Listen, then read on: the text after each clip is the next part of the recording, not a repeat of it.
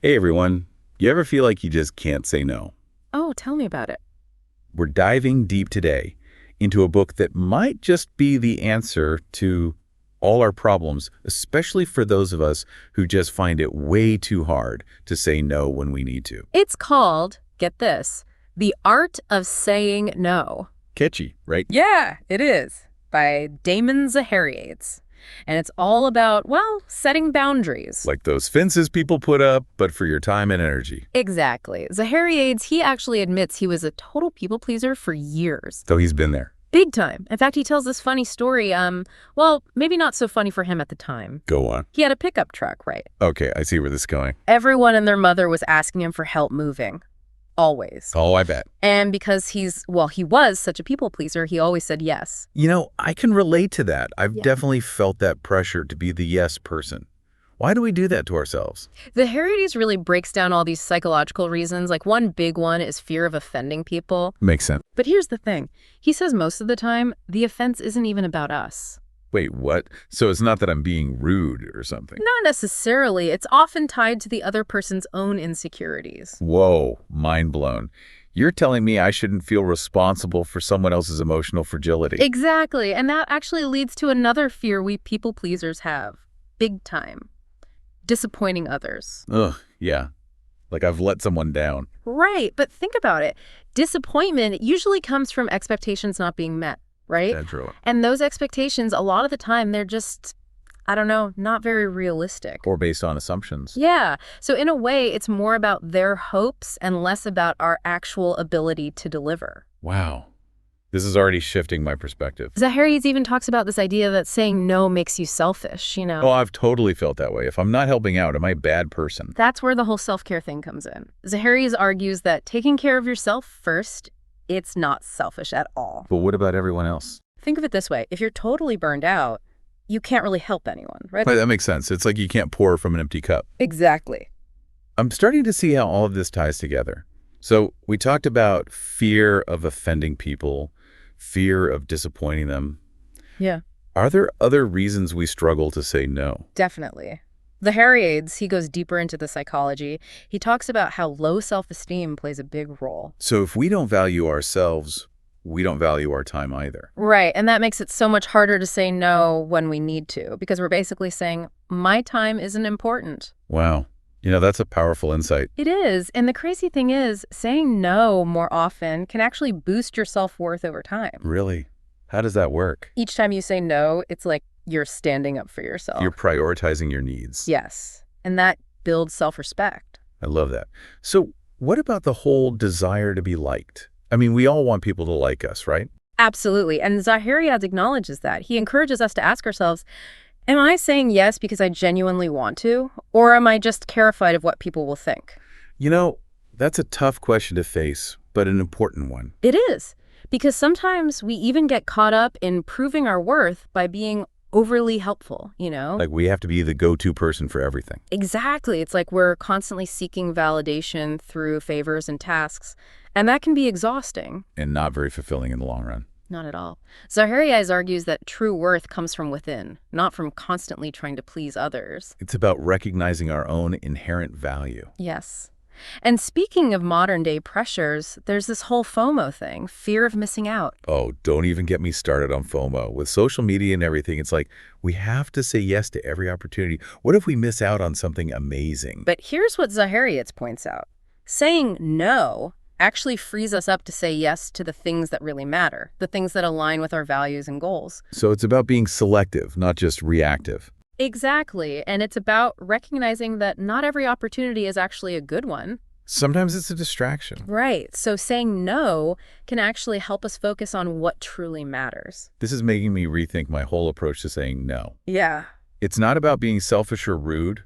It's about being intentional with our time and energy. Exactly. And sometimes, saying no means dealing with people who don't exactly make it easy. Zahariades calls them emotional bullies. Oh, those are the worst. The ones who try to guilt trip you or even threaten you into saying yes. I know the type. But Zahariades reminds us that we don't have to give in to their tactics. We have a right to stand our ground and protect our boundaries. And that sometimes saying no might even lead to conflict, which can be scary. Absolutely. But he emphasizes that conflict isn't always bad. Sometimes it's actually necessary for healthy communication, right? Exactly. It's about being assertive, not aggressive. I like that distinction. So we've talked about all these different reasons why it's hard to say no. Fear, low self-esteem, people-pleasing habits. But how do we actually break free from that? Well, Zahariades argues that a big part of it is recognizing that people-pleasing can become like a habit. You mean like an automatic response? Exactly. We're so used to saying yes that we don't even think about it. And that's where the book really shines. It helps us break that pattern and rewire our brains. Rewire our brains for more thoughtful responses. Yes. There's even a quiz in the book to help you figure out just how much of a people-pleaser you are. I always love a good quiz. This is all making me really think about those times when I've hesitated to say no. That's the first step, right? Self-awareness. So now that we understand the why, let's get into the how. What are some practical strategies for actually saying no gracefully? Well, Zahariades has 10 core strategies. They're like tools in your no-saying toolkit. And the first one, he emphasizes it a lot, is directness and honesty. So no more beating around the bush or making up excuses. Exactly. It's about being clear and straightforward. It's better for you, honestly, and for the person making the request. When we're all vague, it just sends mixed messages. And probably leads to more pressure to say yes. Oh, absolutely. More pressure and more negotiation. So how do we do it? How do we say no and be direct, but also not, come across as harsh? Yeah, that's the tricky part. Zahariades, he suggests offering a real reason for saying no, but without making excuses. You know what I mean? Okay, so instead of just saying, I can't, I'm too busy, what would be a better way to say it? You could say something like, I really appreciate you asking, but I'm swamped with this project right now, and I want to make sure I can give it my full attention. So you're not just shutting them down, you're actually explaining your reasoning. Exactly. And they're more likely to respect that, I think. Makes sense. But what about those times when you feel totally put on the spot? Like someone asks you for a favor and expects an answer right away. Oh, I hate that. It's like you can't even think straight. That's where strategy number 2 comes in from the book. Avoid stalling. You mean like saying, let me think about it or I'll get back to you. Exactly. Because a lot of times those stalling tactics, they really backfire. How so? Well, you're kind of giving the other person false hope, right? And when you eventually do say no, well, they might feel like you were leading them on. Plus, it makes you look a bit indecisive. Totally. Like you don't know what your own priorities are. And it just prolongs the whole awkwardness of the situation. Right. So just rip off the Band-Aid, A polite but firm no is just more efficient and respectful, really, in the long run. I like that. Just be direct. Now, there are those times when just saying no feels, a little too harsh. Yeah, sometimes it does. So Zahariades suggests replacing that direct no with other phrases. Ooh, I like this. Give me some examples. Instead of just no, you could say, I can't commit to that right now, or I'd love to help, but those kinds of things. So you're still setting a boundary? Yes, but you're doing it in a way that's a little less confrontational. This is making me realize how often I fall back on those lame excuses when I say no. Like what? Give me an example. Oh, I have to wash my hair that day. Oh, yeah, the classics. So ridiculous. Well, that brings us to strategy number 4. No excuses. Wait, really? No excuses at all? Zahariades argues that even those little white lies, they can actually weaken your position. I never thought of it that way. How so? Well, first of all, it can make you seem less trustworthy, even if it's a tiny lie. And then it just opens the door for more negotiation. Oh, right. Like the person might try to work around your excuse. Exactly, which just drags the whole thing out. So it's better to just be upfront and say no without all the justifications and stuff. 100%. It's more honest, way more efficient, and it really reinforces your own sense of agency. Like you're in control. Okay, I'm liking this. What's strategy number 5? This one is all about owning your decision. Owning it. Yeah. He encourages this subtle but super powerful language shift. Okay, I'm intrigued. Tell me more. Instead of saying, I can't do that, you say, I don't want to do that. Wow, you know what? That does change things. Because it's not about limitations, it's about making a choice. Exactly. It puts you in the driver's seat, right? I like that. It's my life, my time, my decision. Yes. Now, there are times when we do need a minute to think things over before we give a definite answer. Right. That's where strategy number 6 comes in. Request a follow-up. Okay, but isn't that just stalling, like we talked about earlier? It can be, but it doesn't have to be. How so? Well, with this strategy, you're not avoiding the request, you're just asking for time to consider it carefully. So what would that sound like? You could say something like, "This sounds interesting, but I need to double-check my schedule. Can we maybe chat tomorrow?" That's great. It gives you some breathing room. Right. You can assess your priorities, make a more thoughtful decision, and all that. This next strategy feels a bit tough. Which one? Don't lie about your availability. Yeah, I get that. It's tempting though, right? Especially if you just want to avoid conflict. Totally. But I also know that even those little white lies, they can eat away at you. Well, for sure. It just creates unnecessary guilt. And you always run the risk of getting caught. Exactly. And honestly, it's just not necessary to lie. We can be honest without being rude, you know? So instead of making up an excuse, what should you say?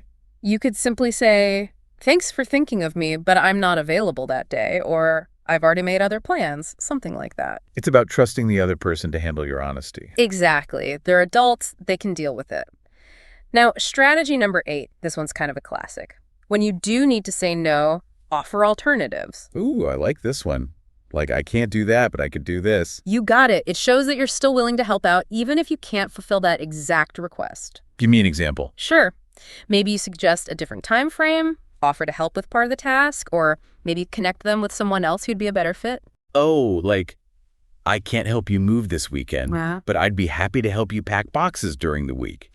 Something like that. Perfect. It's a way to stay connected, supportive, all that, while still honoring your own boundaries. You know, going through these strategies is making me realize something. What's up? A lot of the struggle with saying no is about, like, managing other people's perceptions of us. Oh, 100%. We worry about seeming unhelpful, unfriendly, all that stuff. Exactly. Which is why Zahariades, he includes this next strategy, number 9. Describe your lack of bandwidth.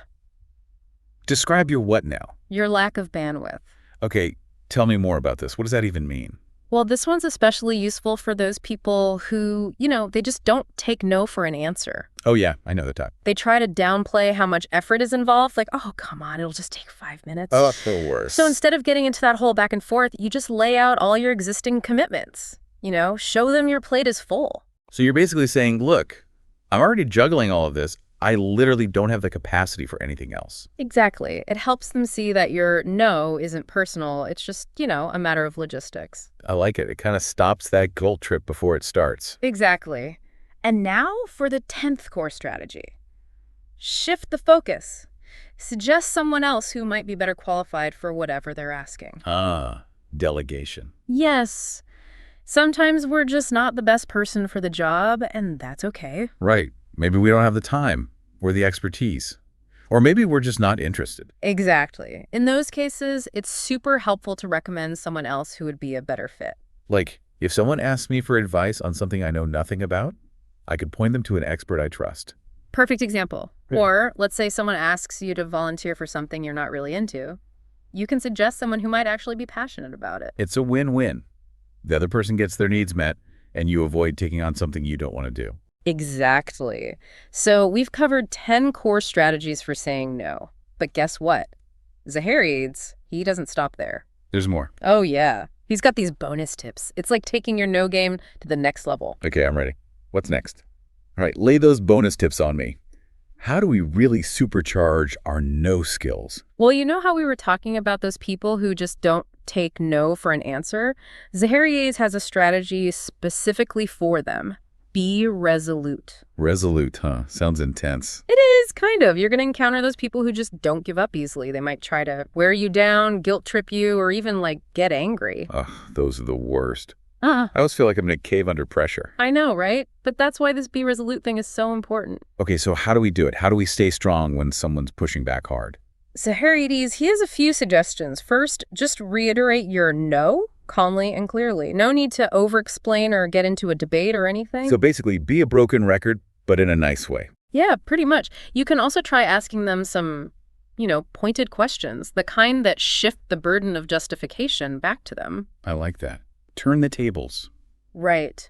So instead of you feeling pressured to explain yourself, you're making them think it through. Give me an example of a question like that. You could ask, "Who else have you asked for help with this?" Or, what other options have you considered? I see. It makes them do the work instead of just putting it all on you. Exactly. Now, sometimes, especially with those really persistent folks, you might need to be, well, a little more assertive. You mean like stand your ground? Yes.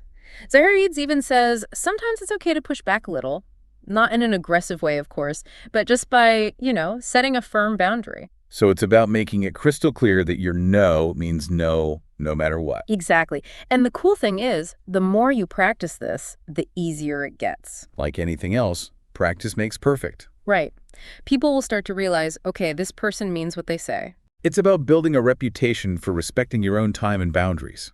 100%. Yeah. And that actually leads perfectly into Zahariades' next bonus tip, courtesy. Courtesy, you mean like being polite? Even when things get a little heated, maintaining your composure, it's key. But doesn't that feel like you're letting the other person get away with bad behavior? It doesn't have to. How so? Responding with rudeness, even if they're being difficult, it usually just makes things worse. It just escalates the whole thing. Exactly. Zahariades, he emphasizes this idea of demonstrating self-control, professionalism. So it's about taking the high road. Right. And it can actually help de-escalate things sometimes, preserve the relationship, at least a little bit. Plus, it stops you from saying something you'll regret later. Oh, for sure. Sometimes a simple, thanks for asking, but I'm not able to do that, that's all you need. Now, remember how we talked about FOMO before? That fear of missing out? Oh, yeah, that's a big one for me. I always feel like I have to say yes to everything or I'll miss out on something amazing. I get it. Zahariades addresses that directly with his third bonus strategy. Confront FOMO head on. You got it. He encourages us to, pause for a second. Really assess the opportunity, So instead of just reacting out of fear, you're actually thinking about it. Exactly. Ask yourself, is this something I truly value? Or am I just saying yes because of that fear of missing out? It's about being honest with yourself. Yes. And remember, every no you say is actually freeing you up to say yes to something else. Something that might be even better. It's like clearing space in your life for the things that really matter, the things that bring you joy, Love that. And finally, Zahariades offers this last strategy that I think is, genius, really. Say no by category. Say no by category. What does that mean? It's about identifying those types of requests that you just, consistently want to decline. Okay. And then you set a rule for yourself. Like a blanket rule. Yeah. No matter what. Yeah. So let's say you're always getting asked to, bake for bake sales, but you secretly hate baking. Been there? You could just decide, nope, baking is a no category for me from now on. That's actually brilliant. It takes all the pressure off in the moment, Exactly. No more scrambling for excuses or feeling guilty. What are some other examples of no categories? Oh, it could be anything. Like maybe you're tired of lending money to friends and family. Oh, that's a good one. Right. So you make lending money a no category. Done. I love this. It's like you're taking control of your life. You're not just reacting to every request that comes your way. Exactly. And Zahariades, he even talks about setting boundaries for certain time frames, like no new projects after a certain hour, or no social invitations on weeknights. This is all so empowering. I'm really starting to see how saying no can be this, positive force in your life. It totally can. So as we wrap up our deep dive into the art of saying no, what are some key things you hope listeners will remember? Well, first and foremost, you are not responsible for other people's reactions. Right. You can't control how they feel, but you can control how you respond. And remember, your time and your energy, they are valuable. You have a right to prioritize your own needs. And to saying no without guilt. Yes. Saying no doesn't make you a bad person. It just means you're setting healthy boundaries. And respecting yourself. Absolutely. So, like Zahariades says, start practicing with those small no's. You mean like declining those upsells at the store? Yeah. Or telling telemarketers no thanks. Every no, even those little ones, it helps build your confidence. And it reinforces that feeling of, being in control of your own life. Well, there you have it. A deep dive into the art of saying no with Damon Zahariades. Hopefully you've all gained some valuable insights today, and that you feel empowered to start setting those boundaries. So tell us, what's the first situation where you're going to test out those no-saying skills? We want to hear from you. Thanks for joining us on The Deep Dive. See you next time. 恭喜你又听完了一本书，订阅以便不错过更多精彩节目，也别忘了分享给你的朋友，一起快乐听书学英语。